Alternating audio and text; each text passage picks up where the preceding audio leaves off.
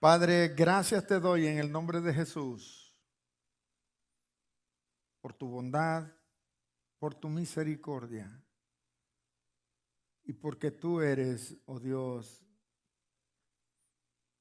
el motivo de todo en nuestra vida. Todo el motivo de nuestra vida eres tú, Señor. En esta tarde que venimos a pedirte perdón por nuestros pecados, Señor, te pedimos que nos limpies y que podamos hablar de tu palabra con autoridad, con libertad, oh Dios. Y danos sobre todo, oh Dios, la revelación de tu Santo Espíritu en nuestra vida. Que cada hermano y que cada hermana, oh Dios, pueda salir de este lugar edificada bajo el poder de tu palabra, Señor, en el nombre de Jesús, tu Hijo amado. Amén y amén. Gloria a Dios.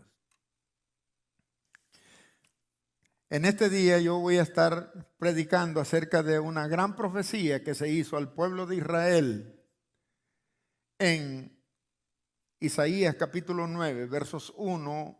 Voy a estar considerando hasta los versos 7. Y yo quiero hacer un recuento de todo de las promesas que Dios le dio a su pueblo. Un recuento de las promesas que Dios le dio a Abraham, a Isaac, a Jacob y a cada uno de nuestros patriarcas. Le dio grandes promesas. Puso ley a su pueblo. Y Dios formó su pueblo, Israel. Y ese pueblo llegó a ser la niña de los ojos del Señor. Y es hasta hoy en día. Y a Dios le plació que de ese pueblo surgiera la palabra de Dios.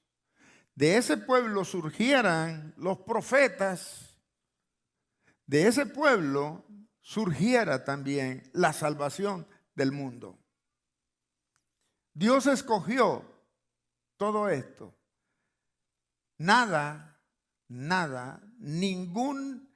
Ningún reloj profético ha sido implantado por mano humana.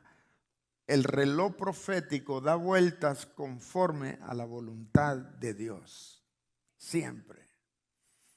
Y considerando todo esto, Dios siempre esperó que su pueblo se volviera a Él.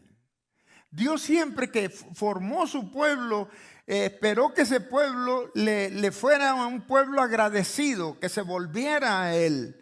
Dios arrulló a ese pueblo, le dio leyes, los educó. De todas maneras, le dio a su ley cómo poder comunicarse con Él.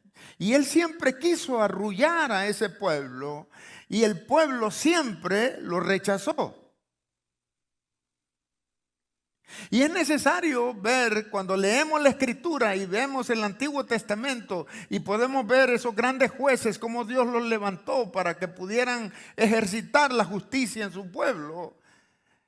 Cómo levantó Dios a personas para salvar su pueblo de las manos enemigas, a pesar de que ese pueblo le había dado la espalda al Señor.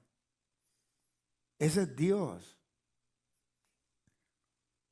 Siempre estuvo ahí, atrás de ese pueblo. Dios nos ha llamado hoy en día a nosotros los gentiles, ya lo vamos a ver. Y nosotros tenemos la responsabilidad de seguir predicando esta palabra. Porque eso es lo que quiere el Señor.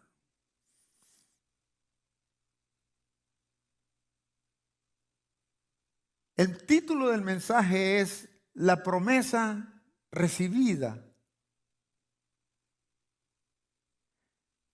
Desde el inicio de Génesis podemos ver nosotros el acto profético que Dios da a su pueblo.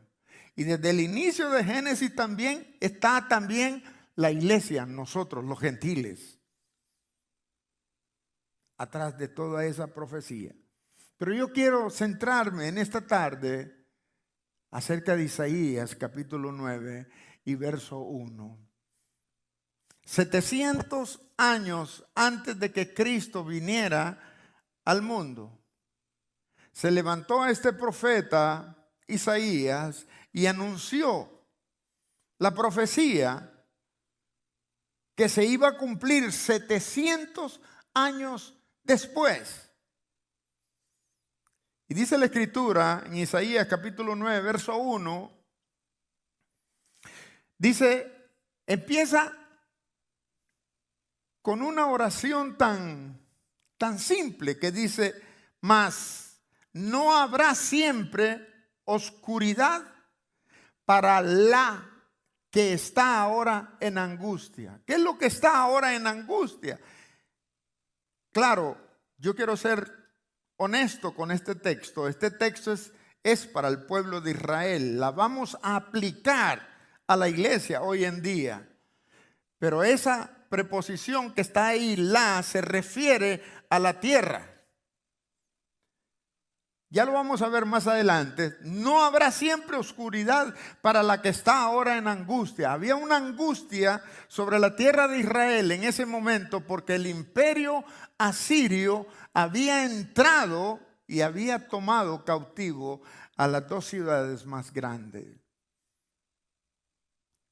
Y siempre que había una guerra, entraba por Zabulón y Neftalí, que está ahí.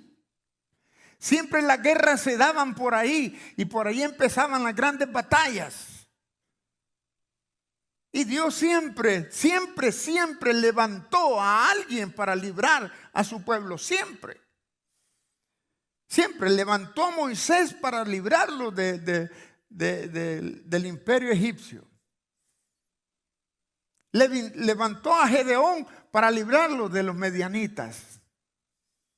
Siempre Dios tuvo cuidado de este pueblo, como siempre va a tener cuidado de nosotros. Mas no habrá siempre oscuridad para los que están ahora en angustia. No, siempre va a ser oscuro para lo que podamos pasar. Dios va a llevar ese rayo de luz, de esperanza, de fe, de confianza a nuestra vida. En ese tiempo no eran tiempos buenos para el pueblo de Israel.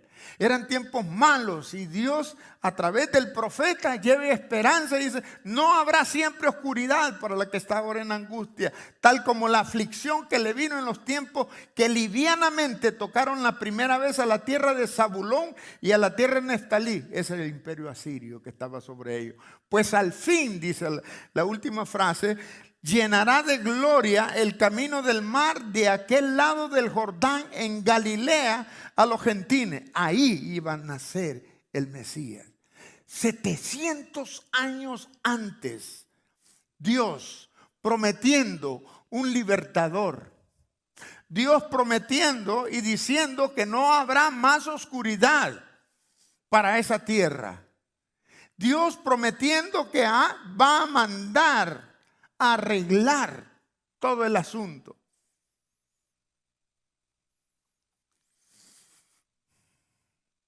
Cuando vemos ahí el lado del Jordán en Galilea de los gentiles, es donde nació nuestro Señor Jesucristo, donde se crió, donde Él se desarrolló. Y podemos ver como 700 años antes se está hablando de esto. Estoy tratando de corroborar esto porque es importante.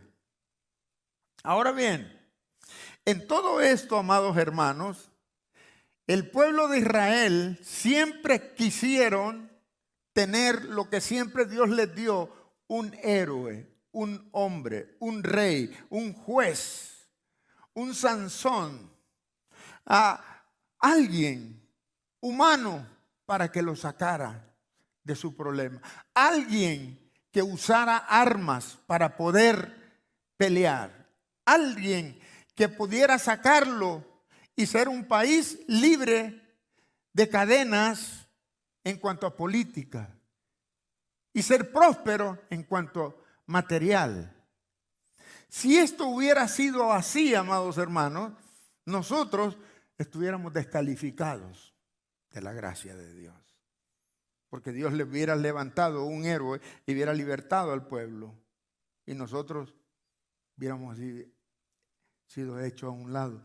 Pero el plan de Dios era rescatar a todos.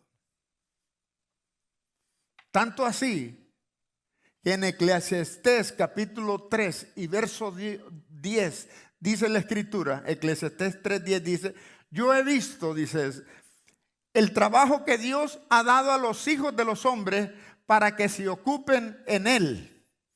El verso 11, todo lo hizo hermoso en su tiempo y ha puesto, ¿qué? Eternidad.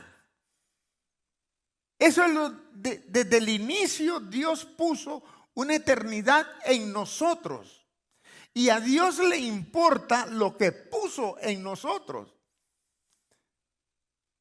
El pueblo de Israel siempre pensaba y piensa en una liberación política, en algo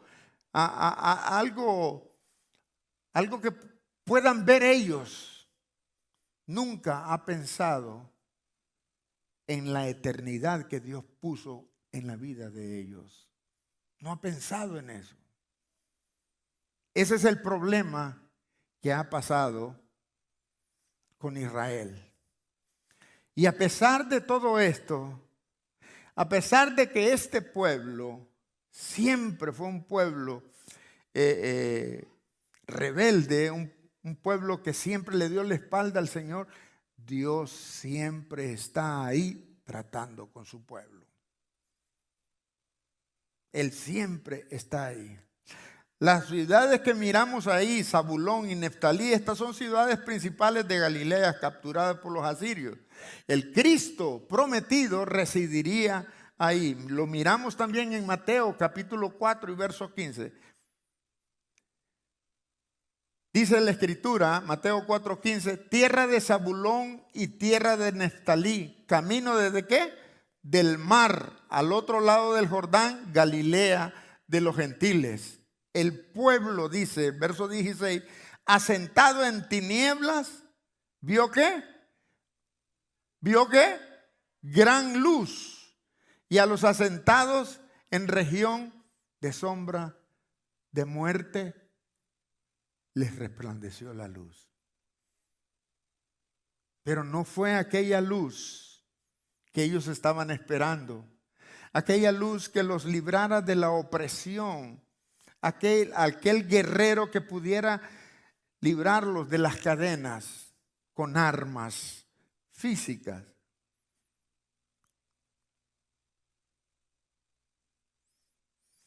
Volvamos a Isaías capítulo 9 y verso 2. Necesitamos ver bien este contexto para que podamos entender esta profecía. El pueblo que andaba en tinieblas, verso 2, ¿vio qué? Vio gran luz. Los que moraban en tierra de sombra de muerte, luz les resplandeció a ellos. Isaías, vislumbrando la gran profecía de la luz que iba a venir sobre el pueblo de Israel y por descendencia y para todo el mundo, según San Juan capítulo 3, verso 16. El pueblo que andaba en tiniebla vio gran luz. Y usted puede decir, qué gran vuelta está dando el pastor.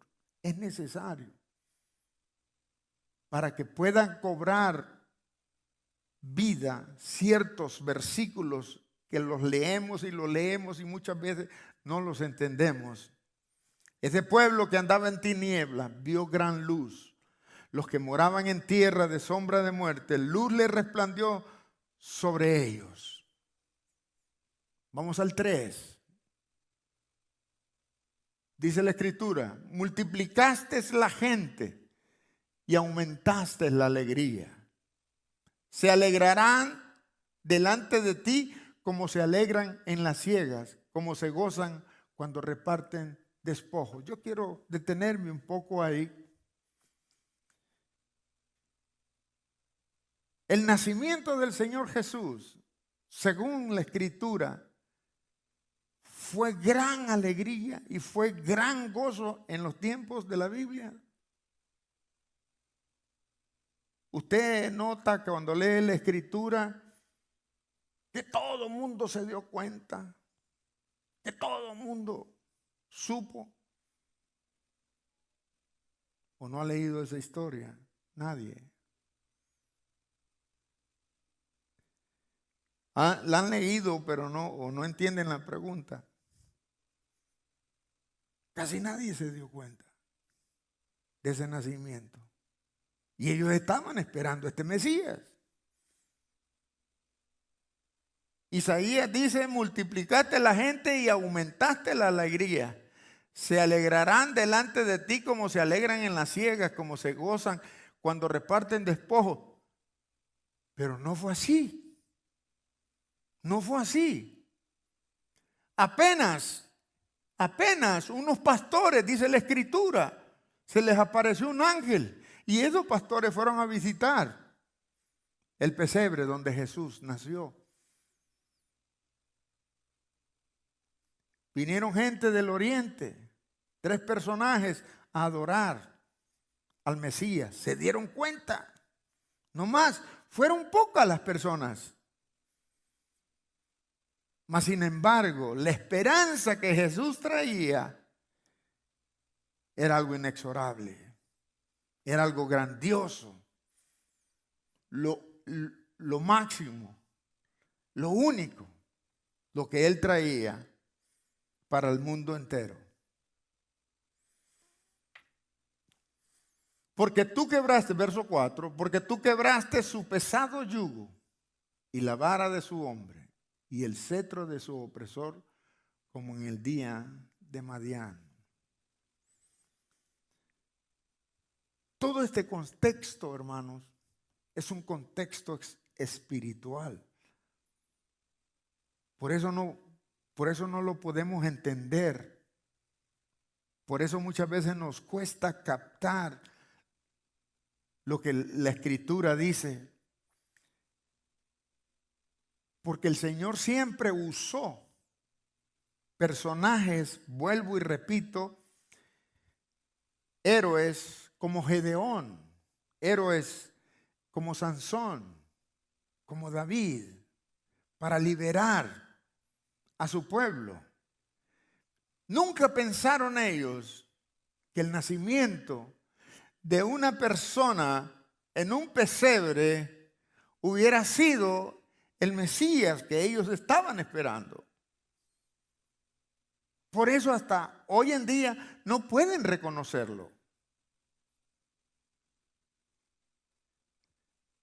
Porque tú quebraste su pesado yugo y la vara de su hombro, y el cetro de su opresor, como en el día de Madián. ¿Qué pasó en el día de Madián? ¿Qué fue lo que pasó? ¿Alguien sabe?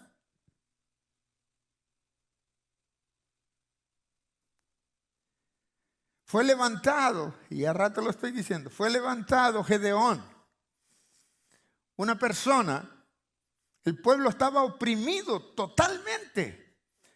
Llegaban los medianitas y arrasaban con el trigo, con la cebada, todo lo agarraban y se lo llevaban y dejaban sin nada al pueblo.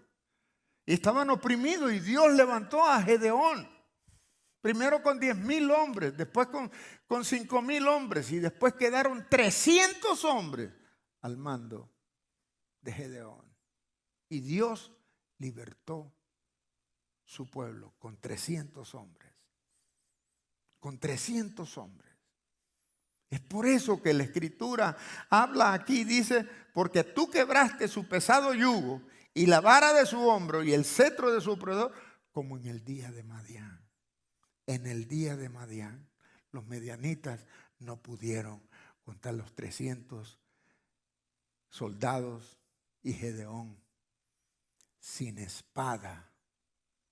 Lo que llevaban era una trompeta y un cántaro con luz. Eso era lo que llevaban, y sus voces.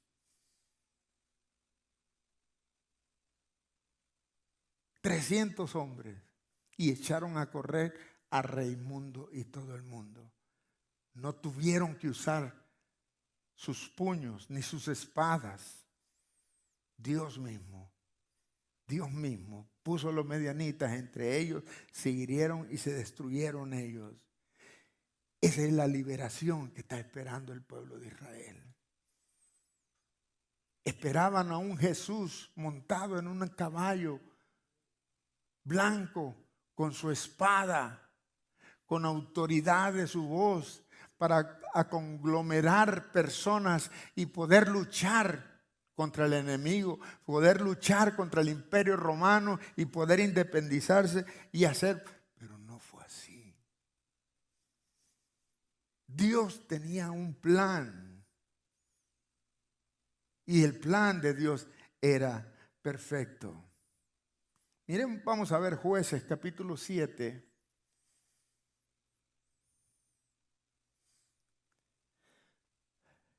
Jueces capítulo 7, por favor, creo el verso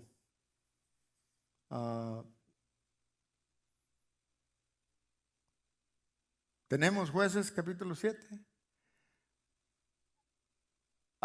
Verso 10, por favor.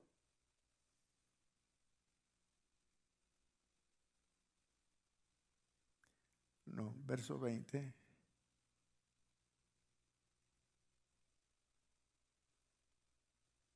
Eso es lo que hicieron, mire. Habían 3 escuadrones, 300 personas. Y los 3 escuadrones de 100, cada escuadrón, dice, tocaron las trompetas y quebrando los cántaros, tomaron en la mano izquierda las teas y en la derecha las trompetas con que tocaban, y gritaron por la espada de Jehová y de Gedeón. Eso fue lo que hicieron. Pero ellos querían una persona que los dirigiera hacia esa guerra. ¿Entendemos ahora, hermanos? El contexto de esto, siempre el hombre esperando la redención a través de personas humanas. Es por eso hoy en día hay muchas religiones creadas por los mismos hombres. Amén. Verso 5. Vamos a seguir. Porque todo calzado que lleva el guerrero en el tumulto de la batalla y todo manto revolcado en sangre serán quemados pasto del fuego.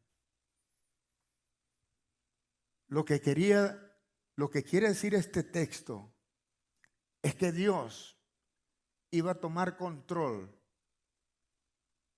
a través de una persona que iba a dar. Todo calzado que lleve el guerrero en el tumulto de la batalla y todo manto revolcado en sangre serán quemados pasto de fuego. O sea, no van a ser utilizados. Las armas no van a ser utilizadas. Dios preparando al pueblo para poder entrar al verso 6.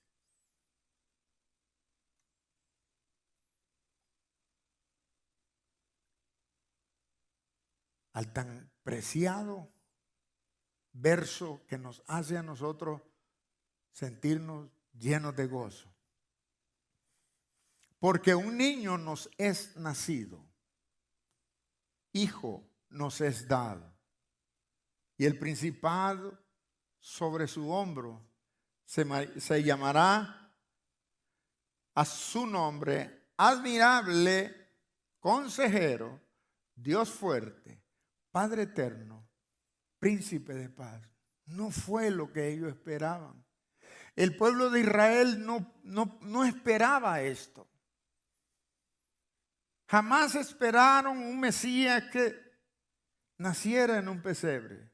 Jamás esperaron un Mesías que se pusiera a enfrentar al sumo sacerdote, a los escribas, a los fariseos. Querían a alguien que esgrimara una espada y pudiera liberarlos. No hay nada que nosotros podamos hacer para poder liberarnos del pecado. No hay nada que podamos hacer nosotros que podamos liberarnos con nuestras propias fuerzas de la vieja naturaleza, del poder de las tinieblas. Solo el Señor puede cambiar eso en nuestras vidas. Es la única manera. No hay. Y ese niño era la esperanza. 700 años fue profetizado el nacimiento de Jesús. Pero vuelvo y repito, no esperaban este nacimiento. No esperaban la humildad de Jesús. En este versículo tenemos una de las más hermosas promesas que Dios haya mandado. La encarnación del Mesías, la venida del Mesías. Ahora, como cada uno de nosotros conocemos cómo Jesús nació,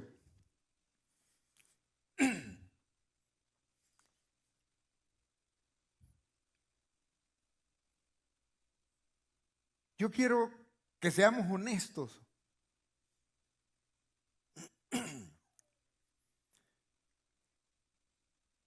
Y podamos decir, en realidad nosotros podemos entender el nacimiento de Jesús. Podemos entender a esa segunda persona de la Trinidad, Jesús, desprendiéndose de su trono, dejando toda su gloria, encarnándose en un humano. ¿Podemos entender esto?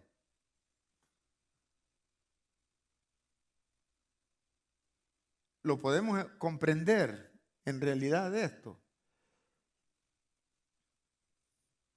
Podemos comprender que ese altísimo Dios se haya despojado de toda su gloria y haya venido y haya tomado forma de hombre, nacer por el vientre de una mujer, tener un nacimiento así, siendo Dios. ¿Podemos comprender esto? Yo no lo puedo comprender. Lo aceptamos por fe. Pero comprenderlo, no lo vamos a comprender nunca. Sí, todo eso es válido, pero lo entendemos. O sea, ese Dios dejando su trono, su gloria, su poder, su divinidad. Y sabiendo lo que iba a pasar acá. Sabiendo todo eso, no lo podemos comprender. No hay mente humana que pueda comprender eso. No lo hay. Lo aceptamos por fe. Aceptamos esa verdad por fe. Pero no podemos comprender plenamente lo que significó abandonar su estado, su naturaleza divina, para tomar una naturaleza humana.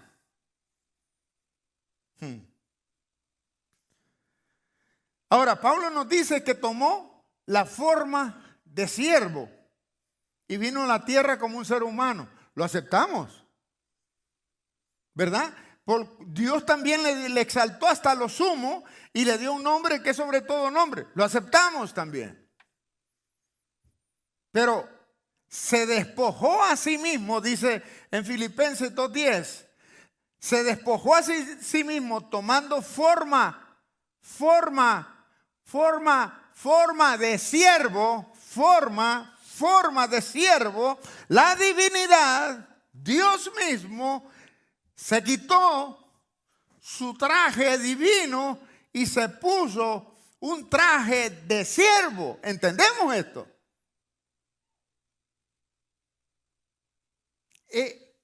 Es inconcebible esto.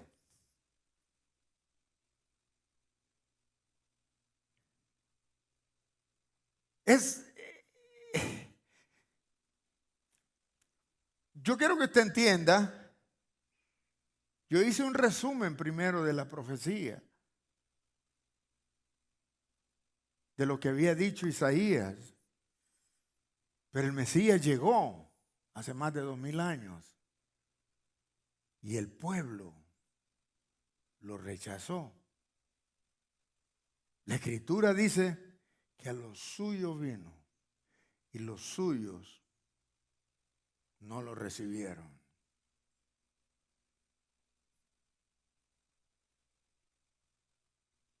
No lo recibieron. Pero podemos entender lo grave de esto, que Dios se despojó, Jesús se despojó de su divinidad para tomar forma de siervo, venir acá, mire lo que dice la Escritura, se despojó a sí mismo tomando forma de siervo, hecho semejante a los hombres.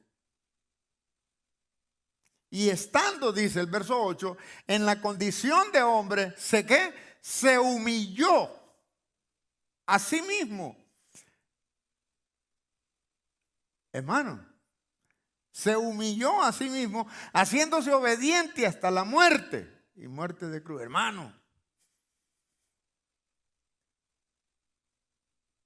este es el Mesías que vino a pagar el precio que nosotros teníamos que pagar por nuestro pecado. Esa profecía dada por Isaías 700 años antes viene, aparece a su pueblo y lo rechaza. ¿Es que no se dieron cuenta? Sí se dieron cuenta. Mire, Lucas. Se dieron cuenta. Vamos a ir a Lucas, por favor.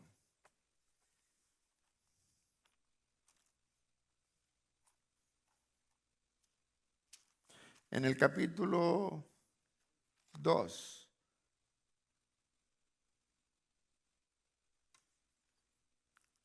El cumplimiento de la promesa, Lucas capítulo 2, verso 25, dice la Escritura, he aquí había en Jerusalén un hombre llamado ¿cómo? Simeón, y este hombre justo y piadoso esperaba la consolación. Miren, ¿el qué es lo que esperaba? La consolación, lo que Isaías había dicho en el capítulo 9. Él estaba esperando como los demás, igual a los demás. Él estaba esperando la consolación de Israel y el Espíritu Santo estaba sobre él. Verso 26. Y le había sido revelado por el Espíritu Santo que no vería la muerte antes que viese al ungido del Señor. Y movido por el Espíritu vino al templo, y cuando los padres del niño Jesús lo trajeron al templo para hacer por él conforme al rito de la ley, él le tomó en sus brazos y bendijo a Dios, diciendo, este es Simeón. Ahora, Señor, dice, despide a tu siervo en paz. O sea, me puedo morir ya en paz, conforme a tu palabra. ¿Pero por qué, Simón? Porque han visto mis ojos. ¿Tú qué? Tu salvación. Ese hombre pudo sentir el efecto de las palabras de Isaías 9 en el verdadero contexto. Y hay veces que nosotros no podemos entender estas cosas. Tenemos que ser atravesados bajo el poder de Dios para poder entender, comprender la magnitud de este evento, el nacimiento de Jesús. Ahora, hoy en día, el nacimiento de Jesús lo han materializado, lo han financiado. El nacimiento de Jesús ahora es de gran dinero. Lo han materializado. El nacimiento de Jesús lo han tomado y han cautivado la mente de muchas personas. Hay personas que no se mueven si no compran un regalo ese día. Mas, sin embargo, nosotros debemos de entender este nacimiento, cómo es este nacimiento, cómo fue este nacimiento. Hoy veo cómo pelean personas. No, es que esa es una tradición. No, esa es una religiosidad. No, ese es paganismo. Otros dicen, nada tiene de malo, que luces, que el pino, que el árbol, que esto, que el otro. Y es un pleito. Pero el verdadero contenido es este. Es lo que dice la Escritura. La profecía fue cumplida. A los suyos llegó, los suyos lo rechazaron, pero nosotros lo hemos abrazado. Pero nosotros lo hemos contenido en nuestros corazones. Pero nosotros creemos en Él, porque nosotros hemos sido liberados. Podemos entender el nacimiento de Jesús sin importarnos qué pueda decir otra persona o qué pueda aquella persona decirme. El verdadero contenido dice Simeón, porque han visto mis ojos tu salvación, la cual has preparado en presencia ¿de qué? ¿En presencia de qué? De todos tus pueblos. O sea, hermanos, tuve que leer esta profecía. Yo no sé si la entendieron o no, porque aquí se cumple. Todo el pueblo de Israel se tuvo que dar cuenta. Dice, porque Simeón dice, la cual has preparado en presencia ¿de qué? De todos los pueblos. De todos los pueblos. Luz, verso 32, ¿para qué? Para revelación, ¿a quiénes? ¿A quiénes? Para nosotros. Nosotros. Revelación para nosotros. Es que mire, el trato, ¿por qué nosotros reconocemos a Jesús? Porque nosotros abrazamos esa verdad. Cuando nos es revelada a través del Espíritu de Dios, la abrazamos, no la dejamos ir. No la cuestionamos. ¿Será así? No. Nosotros abrazamos la verdad, la creemos. No comprendemos cosas como lo que ya dije. La divinidad, la segunda persona de la Trinidad, dejar su trono, su gloria, su divinidad y venir a nacer como siervo. Quizás no comprendemos eso, pero por fe lo aceptamos. Esa es una gran verdad. Entonces dice, luz para revelación a los gentiles y ¿qué más? Y gloria de tu pueblo Israel. Porque de ahí fue que salió. Yo he visto muchos videos, hermanos, de judíos cómo niegan a Jesús.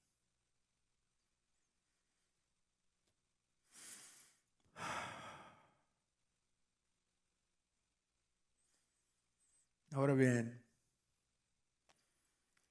en todo esto, Antes de leer los últimos textos, quiero decirle a la iglesia, quizás haya un hermano o dos hermanos de nuestra iglesia viendo la transmisión. Esto es lo que yo enseño.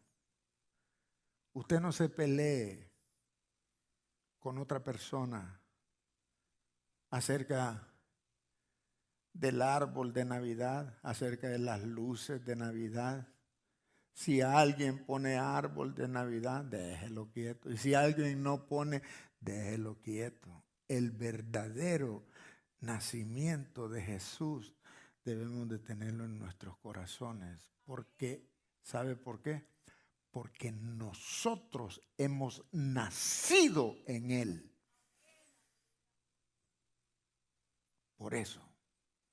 Y que pelean, que no fue en diciembre, que fue en septiembre. A mí qué me importa si fue en enero. Él nació, el liberado, el que me libertó del pecado nació para hacerme libre, para darme salvación, para darme la oportunidad de ser una persona mejor y comportarme mejor en este mundo y poder predicar el evangelio del Señor.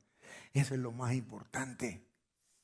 Veo cómo se pelean. Ay, paganos. Ustedes son paganos que hacen esto y eso. ¿Qué? Mire cómo tienen ahí ese árbol. Y a mí no me hace nada. Lo que yo tengo en mi corazón. Eso es lo importante. No vamos a hacer hoy de una manera y mañana de otra manera. Y hoy sí, mañana no. Una sola pieza. Miremos lo que dice la Escritura en Efesios, capítulo 2, verso 13, en adelante. Esto es lo que vino a hacer Cristo en nuestra vida. El Mesías, el libertador, el ungido de Dios, vino a hacer esto. Pero ahora dice, Efesios 2:13, en Cristo Jesús, vosotros que en otro tiempo estabais, ¿qué? Lejos. ¿Habéis sido qué? Hechos cercanos, ¿por qué? Por la sangre de Jesús. Eso tiene un valor incalculable. Cuando tú te enfrentas a la profecía, quizás no entendiste, pero cuando ves la realidad del producto de lo que pasó el Señor Jesús y puedes acercarte a esa sangre de Jesús, puedes ver el efecto en tu vida. Porque en otro tiempo estabas lejos, mijita, mijito. Estábamos lejos. Y la sangre de Jesús nos ha acercado, dice la palabra. Mira el verso 14. ¿Él es qué? ¡Ja! Olvídese, hermano. Él es. Es por Él. Es por Él. Él nos justificó. Y Él es el que nos ha entregado la paz. Y nosotros tenemos paz para con Dios hoy. Y podemos entrar a los atrios con la autoridad que Él nos ha dado. Tenemos seguridad, tenemos fe, no es nuestra, la adquirimos del Padre a través de Jesús y podemos ver estas cosas grandes en nuestra vida. No es tiempo de estar en tribulación, no es tiempo de estar en angustia, no es tiempo de estar atribulado ahí.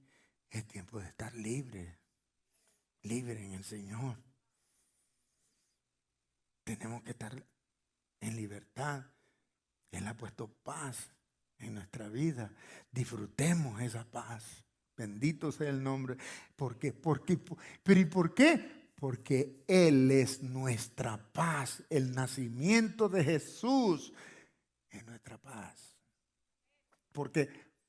No porque Él nació, sino porque nosotros nacimos en Él. Nos llamó y aquí estamos, Señor, aquí estamos. No le, espérate, quiero ver. No. nosotros aquí estamos, Señor. Entonces podemos decir, Él es nuestra paz. No importa, no importa. Siempre uso esta frase y yo no sé por qué. Aunque el cielo se caiga, no sé, no importa. Él es nuestra paz. Y escuche, que de ambos pueblos hizo uno. ¿Quién? ¿De cuáles pueblos? De los israelitas y los gentiles. Hizo uno. De los dos pueblos. De los dos pueblos. Dios le plació llamar a nosotros los gentiles e insertarnos en el pueblo que Él llamó, en el pueblo que Él formó. A través de la sangre de Jesucristo, nosotros venimos a ser un solo pueblo. No por nosotros, no, es porque a Dios le plació de esa manera. Es lo que dice la Escritura. Porque Él es nuestra paz, que de ambos pueblos hizo uno, derribando la pared intermedia de separación. No hay separación, uno solo. Verso 15. Aboliendo en su carne, ¿el qué? Las enemistades. La ley de los mandamientos expresados en ordenanza, para crear en sí mismo de los dos un solo y nuevo hombre, haciendo la paz. Si tú lo crees esto, tú tienes esa paz. Si no lo crees, estás en tribulación. Tu vida no vale nada. Si tú crees esto y eres cristiano, si eres cristiana, exactamente, hermano, exactamente, tienes paz. Nadie puede pisotear la paz. Nadie. Y no deje que le pisoteen la paz. No. Ni el pastel. Justificados pues por la fe tenemos paz. Porque Cristo es paz. ¡Ah! No. Esto está rico, hermano. Ya voy a terminar. Yo sé que al principio fue aburrido, pero esta es la cereza del queque. Aboliendo en su carne las enemistades, la ley de los mandamientos expresados en ordenanza, para crear en sí mismo de los dos un solo y nuevo hombre, haciendo la paz. Mediante la cruz, reconciliar con Dios a ambos en un solo cuerpo, matando en ellas, ¿qué? Las enemistades, las amarguras, todo aquello que no te deja tener paz. Matando en ella las enemistades. 17. Y vino y anunció las buenas nuevas de paz. Este es el verdadero nacimiento de Jesús.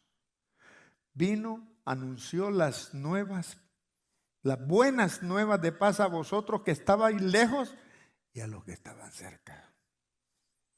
Porque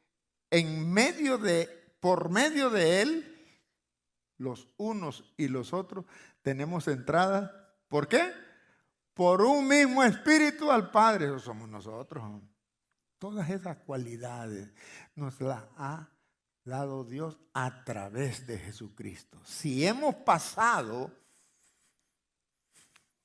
por ese sacrificio, si hemos aceptado lo que les decía, por fe, porque hay cosas que no las comprendemos.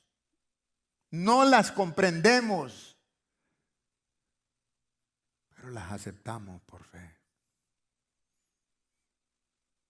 ¿A poco usted va a entender cuando Gedeón está peleando 300 contra... Lea la Biblia ahí en Jueces 7 para que vea que entre los camellos y los soldados eran como la arena del mar. Dicen que había miles. 300, tocando una trompeta usted y con un cántaro, rompieron los cantos, tocaron trompetas por Jehová, por Gedeón y Jehová. Y es increíble. No usaron espada. Pero es por Dios lo hizo, pues. Hay muchas cosas que no las comprendemos, pero las creemos por fe. Porque por medio de Él, los unos y los otros tenemos entrada por un mismo espíritu al Padre. Así que ya no sois extranjeros.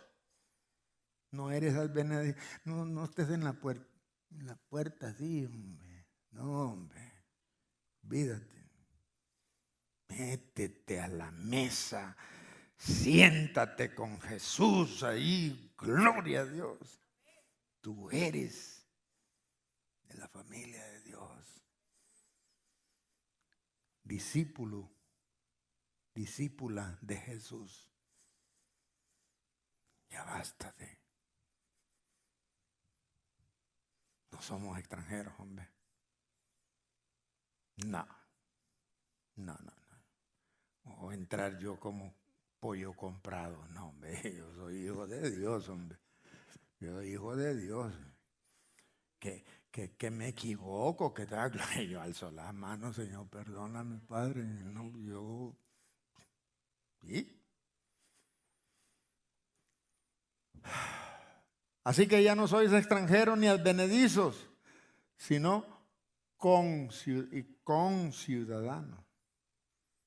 ¿De quiénes? De los que están apartados y miembros ¿de qué? De la familia. No, somos diferentes, hombre. Yo de la familia de Dios, yo no soy de la familia del diablo. Yo soy de la familia de Dios. Yo lo creo, pues yo tengo paz. Al Cristo de la gloria me dio paz. Porque Él, por la paz que Él me dio, yo tengo paz para con Dios. Rico esto. Edificado pues, dice, por último el 20, sobre el fundamento de ¿quiénes? De los apóstoles y profetas, siendo la principal piedra del ángulo, ¿quién? Jesucristo, Él es. Así que Él es la piedra del ángulo, Jesucristo mismo. En quien todo el edificio, bien coordinado, no se va destruyendo, va creciendo para ser un templo, ¿qué? ¿Un templo qué? Santo, apartado en el Señor, para poder disfrutar de las promesas de Dios, para poder decir con voz en cuello, Padre mío, gloria a Dios, sí. En quien vosotros también sois juntamente edificados, estoy en el verso 22, ¿para qué? ¿Para morada de qué? De Dios en el Espíritu. Y el Espíritu está con E mayúscula, es el Espíritu de Dios. Así es que el verdadero nacimiento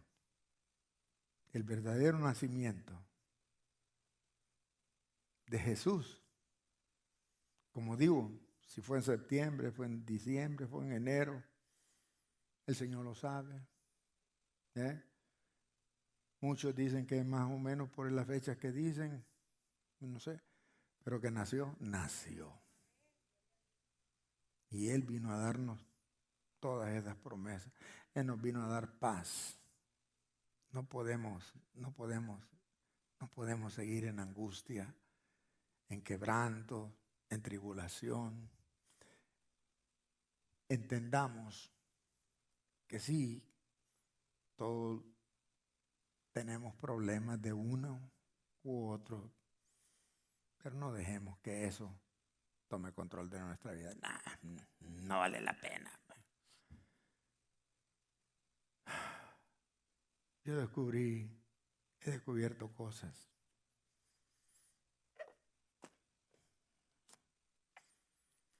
Las veces que yo me he equivocado en la vida, siempre Dios me dio oportunidad para rectificar. Y yo sé que Dios te puede dar oportunidad a ti para rectificar también. Y siempre podemos empezar. Siempre podemos empezar. Todos los días podemos empezar con el Señor. Él nos entiende. Que el nacimiento del Señor Jesús en realidad sea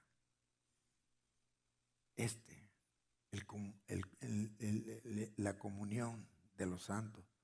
Somos nosotros los santos, los que nos hemos apartado de las cosas mundanas y disfrutamos de estar en la casa del Señor. Esos somos nosotros. Y necesitamos, hermanos, tener esa comunión unos con otros. Poder orar unos por otros. Amén. Luego vamos a ponernos en pie mientras cantamos un canto. Gracias, Padre, te adoramos.